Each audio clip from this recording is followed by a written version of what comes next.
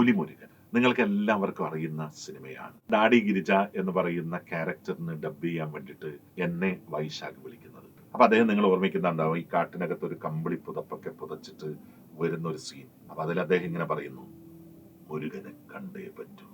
ഞാനത് മനോഹരമായിട്ട് ഡബ് ചെയ്തു.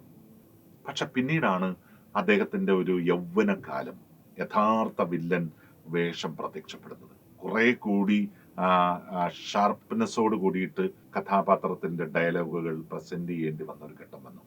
എനിക്കെന്തോ 1, 2, 3 തവണ എടുത്തപ്പോൾ ശരിയായില്ല എന്ന് തോന്നി.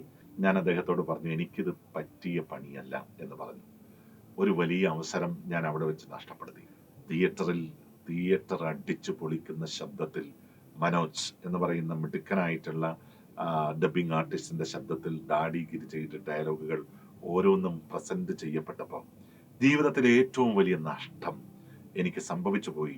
അതായത് ഡബിങ് എന്ന് പറയുന്ന മലയാളത്തിലെ ഒരു മഹത്തായ ലോകം തന്നെ എനിക്ക് നഷ്ടപ്പെട്ടതായി മനസ്സിലായി.